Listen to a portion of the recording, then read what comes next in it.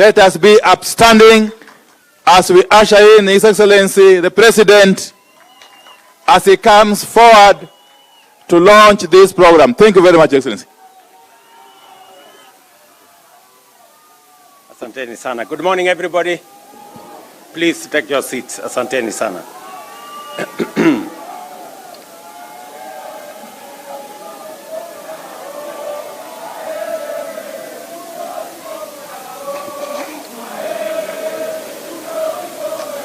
Asanteni sana. Thank you. Asante sana. Nairobi hoye. Nairobi hoye. Bas, asanteni sana. Ningependa kuchukua nafasi hii kwa niaba ya serikali ya Kenya kusema ya kwamba tumefika hapa asubuhi ya leo katika ghafla hii ya muhimu ya mambo ya umeme katika taifa letu la Kenya. And let me make this statement. The World Bank Country Director, distinguished guests, ladies and gentlemen, it is a great pleasure for me to join you today for this milestone event, one that brings us a definitive step closer to fulfilling a fundamental promise to the people of Kenya, achieving universal health coverage by the year 2030. Today, we sign contracts worth 11.6 billion to extend electricity to communities that have remained on the fringes of development. As you're aware, 76% or thereabout is in the asal parts of our republic. And for a very long time, they have been left behind because of the expansiveness of that region and because of other difficulties of communication, connectivity, and other challenges that have bedeviled that corner of Kenya for a very long time. The government of Kenya designed this COSAP program as an affirmative action program to take care of the people of the 14 counties that forms the northern part of Kenya. The 14 contracts signed today will establish 113 mini-grids, bring electricity to counties of Turkana, Marsabit, Samburu, Isiolo, Mandera, Wajir, Garissa, Tana River, Lamu, Kilifi, Kwale, and Narok. This marks a significant step and expansion of Kenya's growing energy revolution. Additionally, 6 contracts will be signed to ensure that 343 public health facilities, schools, and administrative offices are connected to electricity through standalone solar systems at a cost of 438 million. A further 316 solar water pumps, 4 boreholes worth 1.6 billion are in the final stages of procurement, ensuring that electricity not only lights homes, but also powers essential services for communities across Kenya. Today's event is more than just a contract signing. It is a reaffirmation of our unwavering commitment to inclusive development. It sends a clear message that no Kenyan, regardless of location or background, will be left behind in our nation's march to progress. Our mission is to extend modern, reliable, and affordable electricity to every home, school, and business, from the most remote villages to the busiest urban centers. This is the foundation of our development agenda, firmly anchored on Vision 2030 and the bottom-up economic transformation agenda, ensuring that every citizen has access to opportunity, access to progress, and dignity. Kenya has made remarkable strides in electrification, increasing access from 29% in 2013 to 75% today, positioning us among the leading nations in sub-Saharan Africa. However, this progress has not been uniform. While electrification has advanced in urban centers and along major transport corridors, vast rural areas remain in darkness. For communities far from the national grid, solar power offers the most practical, cost-effective, and immediate solution. That is why the government of Kenya, in partnership with the World Bank, is implementing the Kenya Off-Grid Solar Access Project, commonly known as COSAP. This initiative is about more than just power. It is about transformation. With electricity in health facilities, vaccines and essential medicines will be safely stored, ensuring life-saving treatment reaches all that need it. With electricity in schools, our children will benefit from longer study hours, better learning environment, and greater opportunities to excel. With power in homes and businesses, we will unlock new economic opportunities, support small and micro enterprises, and create jobs, turning villages into vibrant hubs of commerce and innovation. Distinguished guests, through the last mile connectivity program under the Kenya Power, 1.2 million customers have already been connected in the last 2 years, with another 460,000 set to benefit by 2026. Through REDEC, we have connected 63,000 out of 93,000 identified public facilities, including 22,900 public primary schools. This work continues with 1,071 public facilities projected to be completed in 2023-2024 financial year, and another 1,450 currently underway in the financial year 2024-2025. Beyond expanding access, we remain committed to achieving a 100% clean energy grid by 2030. Diesel-powered stations are being hybridized and with solar PV systems, and plans are underway to install an additional 8 megawatts of solar power in Wajir County. In Lodwar, we are taking a bold and decisive step to shut down the diesel power plant operated by Kenya Power and extending national grid to Lodwar by next year. I am looking for that proud moment to switch off the diesel power plant in Lodwar for the first time. This includes constructing a 100-kilometer of 66 kilowatt power lines and a substation, at a cost of 900 million. These projects are clear statements of intent. We are reducing our dependence on costly and polluting diesel power, cutting energy costs, and reinforcing our climate commitments while enhancing access to our communities, to our villages, and to our towns. Until every household, school, business, and health facility in Kenya has reliable and affordable electricity. And I want to confirm that for the last 7 years, we've had estates, or in fact, areas like Kosovo here in Hospital Ward, Mukuru kwa Njenga, Mukuru kwa Ruben, Mugumoini in Embakasi West, that have lived in darkness for the last 7 years.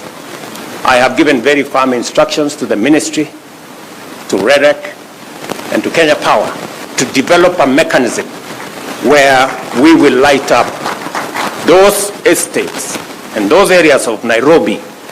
It cannot be that in the capital city of Kenya, their citizens living in darkness.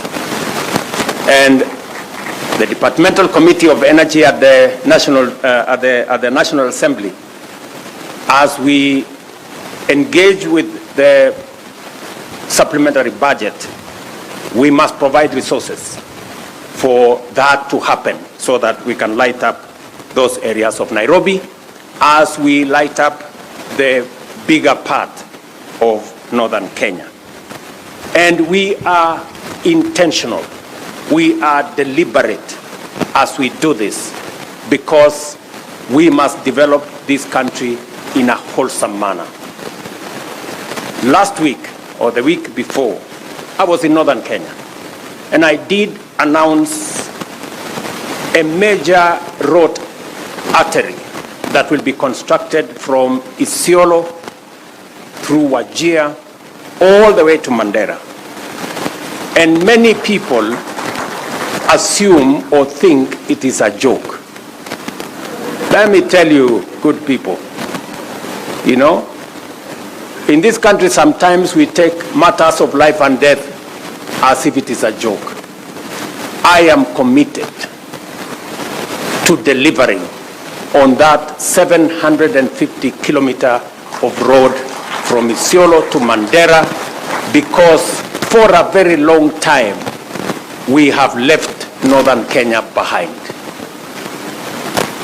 And it is a deliberate statement by the government of Kenya through this administration that no part of Kenya will be left behind. We did develop a transport corridor that connected Mombasa to Malaba, and that is why our development has concentrated on that transport corridor. It is time that we have a second transport corridor that goes all the way to Mandera. And I want to ask the people of Kenya, as we develop that transport corridor, there will be huge opportunities. Take time and sample those opportunities. Find your way and develop. As that piece of infrastructure is being developed, and I want to confirm here that there are already 7 contractors on the ground to make sure that that road is done. And we will continue in developing this country equitably. Every part of Kenya is as important as the other part of Kenya. It is also the same reason that the government of Kenya provided an extra 1 billion shillings for especially informal settlements in Nairobi to develop schools. Because here in Nairobi we have had instances where we have many children who have no access to education because where they live there are no public schools. And we will continue to sample the opportunities, look out for the people who are vulnerable, look out for those who are left behind, and carry them along so that we can move together as a nation.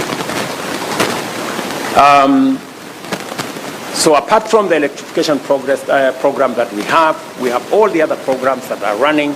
Our housing program is on course, and I want to assure the people of Hospital Ward here in Kosovo and all the other areas. Your member of parliament has been on my case so many times, but I want to assure them and to assure your people, Mheshimiwa, that this morning there was an inspection by the leadership of the Kenya Police. We are going to provide land to develop our affordable housing program so that the people who gave way on the Nairobi River can be given the first priority as we develop our affordable housing program. Shortly, maybe in the next coming weeks, I will be launching the program on the Nairobi River that will see the development of Nairobi River afresh, and that we will never again have a smelly river in the middle of Nairobi. We will have a modern transport corridor and a proper piece of infrastructure around the Nairobi River.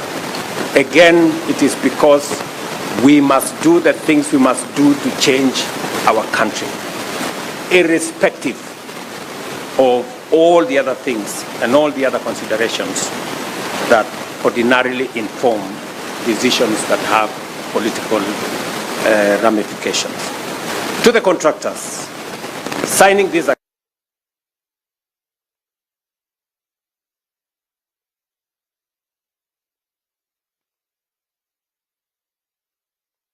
as present here, members of parliament and community representatives, I ask for your support in ensuring this project succeed and deliver tangible benefits to the Kenyans that will benefit from these facilities. And you have my commitment, that of this administration, to work together in partnership with you to make sure that we reach out to what the World Bank director here has given us, that this project is going to reach to about 1.1 million people in northern Kenya, in the 14 counties in northern Kenya, including Narok. So as we build this synergy, I want to ask us, as the people of Kenya, to be united as we focus on the development of our country. Elections are a one-day affair. Development is an everyday affair. And we must focus our energy on making sure that we close ranks in matters to do with the progress of our nation.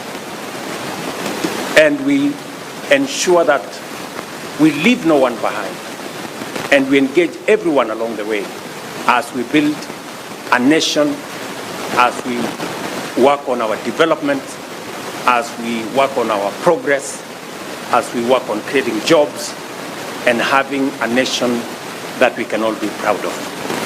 So let me encourage all of us as we conclude this event that I am looking forward to working with all the leaders, especially on the subjects that are important to the development of our country and that affect the people of the Republic of Kenya, because that is our calling, that is our responsibility, that is our assignment.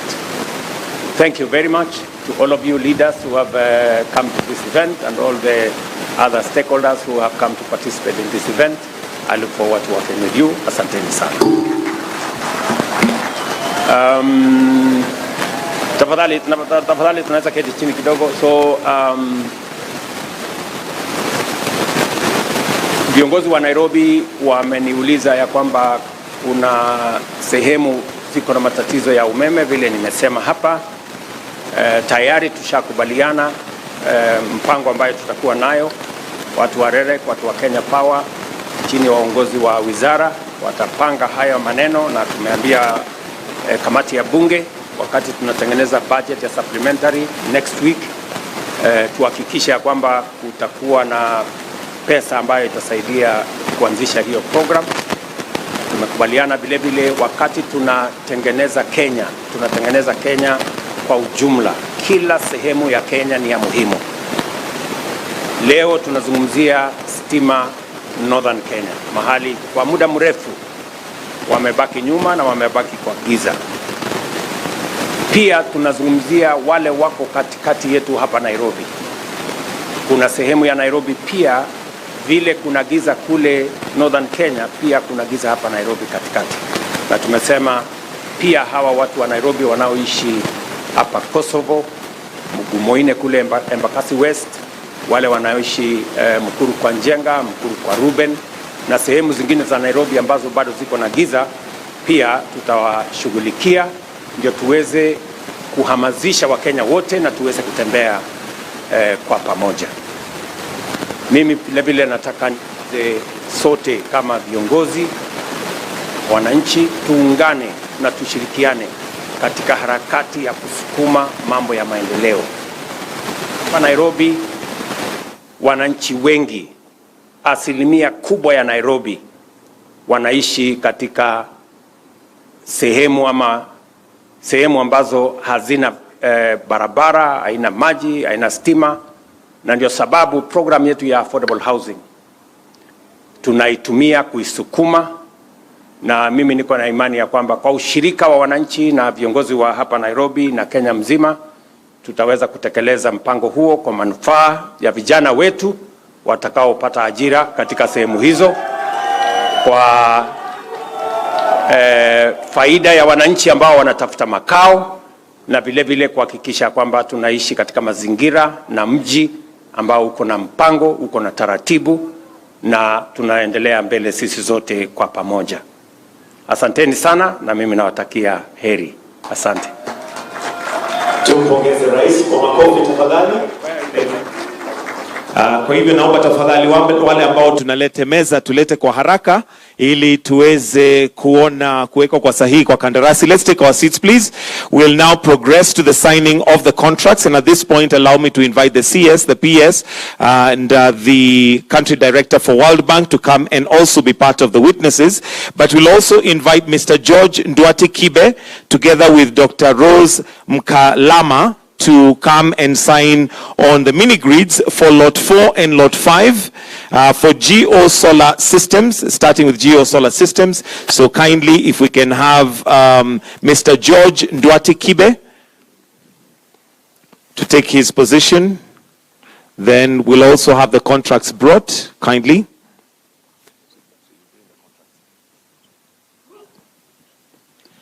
And as we do that, let me also request that Mr. Elisha Okello get ready, please, to come on this side, to stand by on that side, because yours will be the next one, and it'll still be REREC. So we'll have you also sign after we finish this one. So you can just stand by on that side. If we can kindly have the contract for Geo Solar Systems. This will be covering Marsabit County in Lysamis and North Hor. So this is a contract for Marsabit County, Lysamis, and North Hor.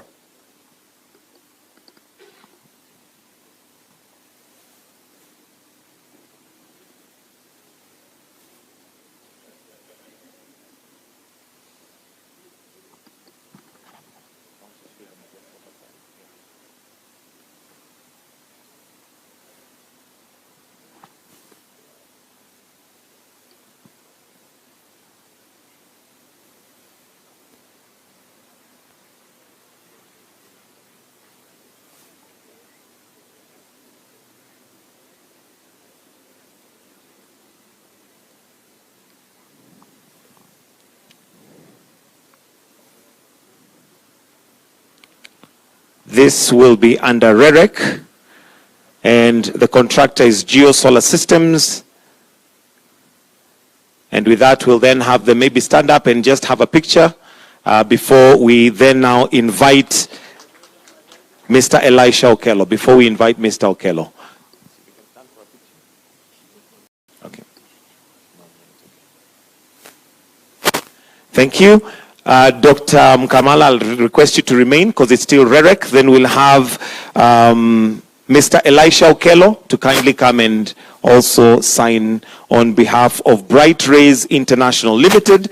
This will be for Samburu County, West Samburu North, and Samburu East.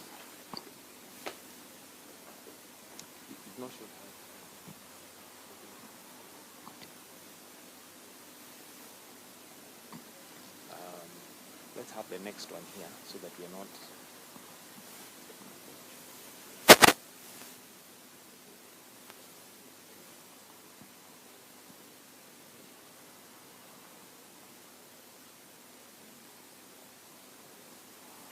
And let's also have Mr. Prakasan, TP, to be on standby. This will be for Kenya Power. We'll also have Dr. Engineer Joseph Sirol to kindly stand on standby as they will be signing the next ones on behalf of KPLC.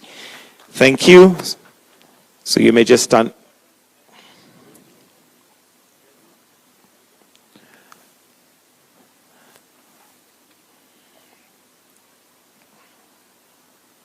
Thank you. So let's now have Engineer Joseph Sirol together with Mr. Prakasan, TP, to sign on behalf of KPLC and on behalf of Master Power Systems and Linvit Technologies Private Limited. And this will be for Mandera County, Banisa Mandera, North, Liffey, and Mandera East constituencies. On standby, if we can kindly invite Mr. Japheth Manasseh